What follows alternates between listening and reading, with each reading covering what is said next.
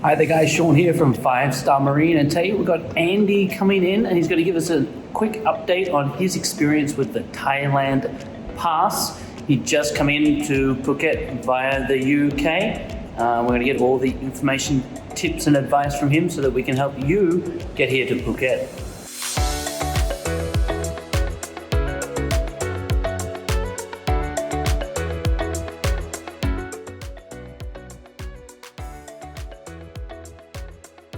We're here with Andy, and Andy's quite famous in our business because your wife Anne does all of our catering, and everyone is amazed by the picnics that they do. But more importantly, you're here today because you've just come from the UK, and you came just as Thailand Pass started. Is that correct?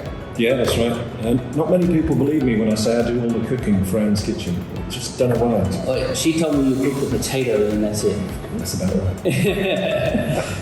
So you did a visit to the UK and then you were looking to come back in. So today we're really wanting to help those people who want to come into Phuket and have a great time while they're here with their Thailand Pass. So the COE is done now and it's all Thailand Pass. So firstly, they're going to go to a website and they're going to provide some details, all the details they need to provide as part of the Thailand Pass. All right, a few important ones, but the main thing they need to do is get it in the right order before they start loading onto the system and loading your documents on.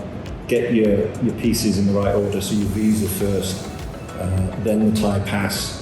But on the Thai Pass itself, you would need COVID insurance for the time that you're in Thailand. You're going to need your passport, obviously, in the right frame. You're going to need SHA plus hotel and taxi from the airport to wherever you're going, whether you're doing a one-night stop and go or you're doing the full quarantine, depending on if you've been vaccinated. Test UK side for myself and the test this side, obviously both negative. Yes. So the test this side, do you have to pre-book that, or is that something you can pay for when you get to the airport? There's a lot of questions about that. Okay, so there's two systems they're running at the minute. One in Bangkok, which is all-inclusive. So you contact the hotel and they do it all for you. So the hotel will do the transport, the booking and the test for you. We, for Phuket, do it individually. So we book the hotel, we then book the test at the airport. You pay for it in advance. So that's all done for you. And then the SHA plus, I contacted them independently for the transport.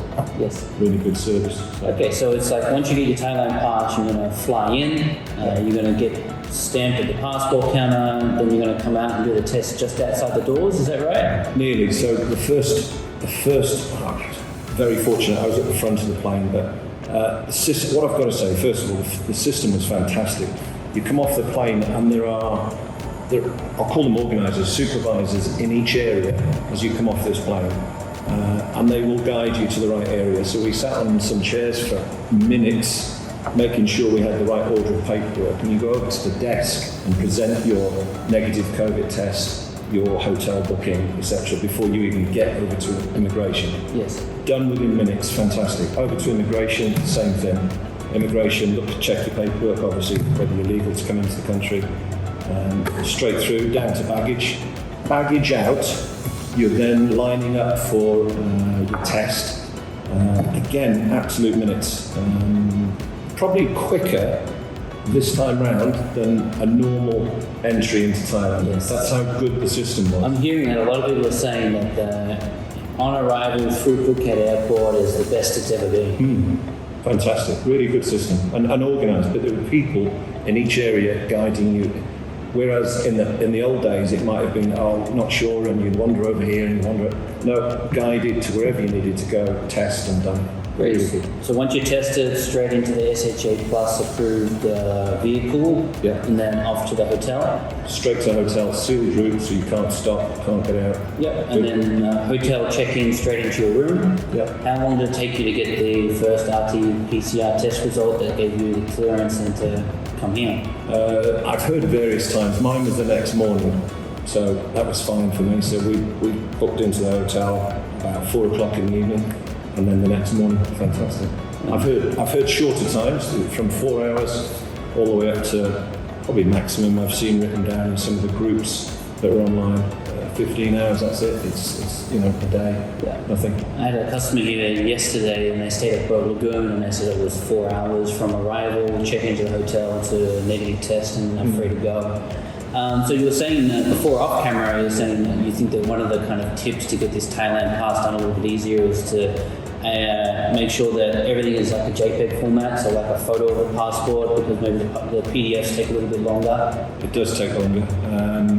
If you follow, there's a couple of groups out there which I'm happy to give links to later on, but there's a couple of groups that have analysed this and come up with all the answers. So Chrome is better than Firefox. JPEG, you have to do all your documents in JPEG when you load them onto the system. Yeah, it's just little tricks like that will make it much easier. Yeah. And I heard a trick saying is that if you use Gmail, you're more likely to actually receive the email confirmation that you got from Thai Pass. So, you know, you're looking, okay, so everything you got to upload, you can do it in JPEG. If you use Chrome, you said? Chrome. If you use Chrome, and then if you also make sure that you're using a Gmail address, then maybe everything's a lot smoother. Yeah. Now, once it's approved, are you getting an email notification? I know there's a login system now. Was the login system working when you were applying? No, there wasn't. For the first probably 5 days, they didn't have that system. Yes. But they immediately highlighted that and said, right, we need a system to track. And they implemented it within days, which was great. So now the people logging on now will have a reference to where they are. Yeah. Yeah, just to give them peace of mind. And then when you got an email confirmation, what was it, just a PDF you needed to download, something that you could print out, or?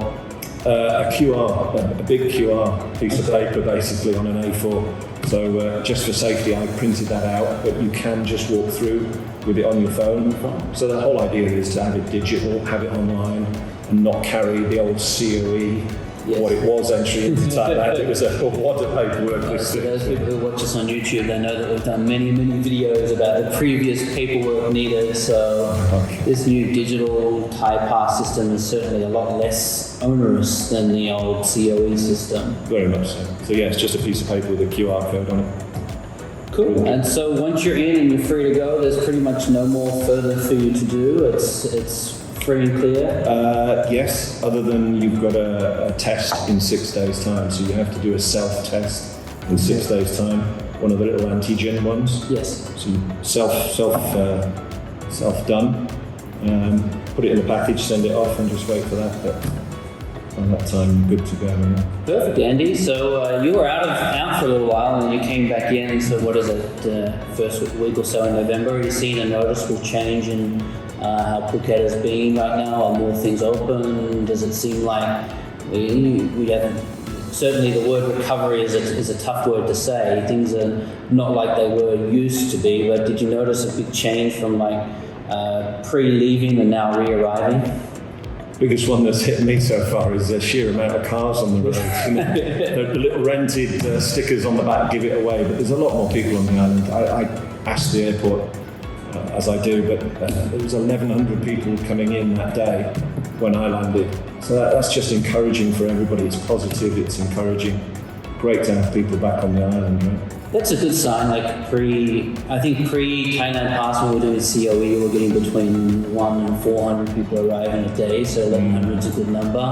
But I think we can all agree that we need that number to be 4, 5, 6 times that for us to even start talking about a recovery. Yeah, for sure. And so let's talk about Ant's Kitchen while we're here. Let's do a bit of a plug for Ant's Kitchen. Where are you located, Andy? Boat Avenue, right in the centre, not too far from Villa Supermarket. Okay, great. What kind of food can they expect?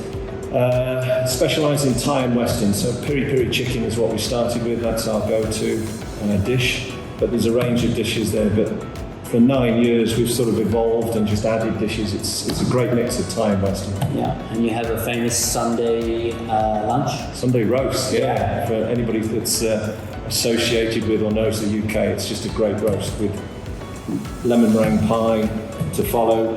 Free of charge is the offer right now. It's fantastic. Yeah. And if you come on board one of the 5-star marine boats, if you choose from the picnic lunch menu, Andy won't be cooking it because we're not certain about his cooking ability, but we're definitely certain about Anne's. We're very certain about my cooking ability. So I can burn a salad is my go-to line, right? So on board for us with Anne. Anne is doing a Thai menu, a vegetarian Thai menu, and then also we have a great kind of sandwich menu as well. My personal favorite from there is the chicken wrap, and Anne often slips that into my orders just for me. But I am a bit concerned as my staff start to borrow that wrap now, and they don't tell me that Anne sent it, and they start eating it on the side. Interesting. So for those people who are looking to come in, Andy, any other kind of tips or guidance you can give them on the Thai Pass and what they should prepare? Everything we've covered, but I can't emphasize enough getting it in the right order. So different things take different lengths of time, and doing them in the right order is critical. So if you feel your visa is going to take 2 weeks, which is probably a standard time, get your visa applied for first, then apply Thai Pass and all the documents that it needs. But I'll give you the link to a couple of Facebook groups that there's a couple of guys on there very knowledgeable, made it much easier for us. Okay, so in the description below the video we'll put those links in for you. I think the only other question I have outstanding, I know you have insight on, a lot of people have been asking about the insurance. Did you take Thai insurance? Did you take UK-based insurance? Do you have any advice on that? Yeah, I took Thai insurance, local, good cost-effective price, and had the cover that I needed. So. Because the key is on the insurance, it's got to have that number, right? It's like the minimum amount of coverage in the letter that they give you, right? Yeah, $50,000. Although now I'm seeing more and more, again, on these comments on the groups, saying that they've been accepted with different amounts. So it was quite strict with the $50,000. And of course, they can't sit there at immigration, go Simplified, they've got 300 people walking towards them. They're not going to work out the exchange rate of your insurance. Right? Yes. But now apparently they are starting to soften and have different amounts on there, different currencies. Okay, great. And I think the other question is on the flight over, was it full, half full? What was the seating like? Again, really encouraging, 80% full. So I was lucky I had one person as a space next to me, so I could stretch out a bit, but it was 80% full flight, whereas as I was going to the UK, 3/4 empty, so it was a big change, yeah. And so moving forward, what's your prediction for Phuket? Do you think that we're going to start to see a slow increase and things are going to start to get more normal? I get a lot of people asking me, what's December going to look like? What's January going to look like? Will the bars be open? The restaurants open? And my answer is everything is slowly restarting, slowly reopening, but we need the visitor numbers to support the reopening process. Yeah, sure. I think what's going to help this, I think it's going to be a slow process. There are people that are not going to want to go through the hurdles that are there, but they're just manageable, that's the point.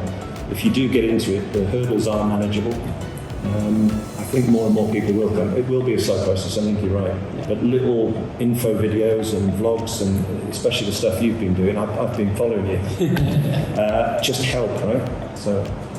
All right, so in Anne's now, you're allowed to serve alcohol. That's a big question I get. Are the bars open? The restaurants, you can have a beer with lunch? Yeah, absolutely you can. There's time restrictions, of course, like everything else, but most of the bars are open. Most of the even more entertaining bars are open with music and stuff. It's the likes of the area of Boat Avenue and Chantilly. Great energy around there, so yeah, absolutely. Great. Well, thanks, Andy. And Anne's Kitchen, also picnic lunches on 5-Star Marine. So please do. If you have any questions, please get in contact, and also have a look below for the links to those Facebook groups where you can go and get some of the expert advice from those people flying in. Thanks, Andy. Pleasure.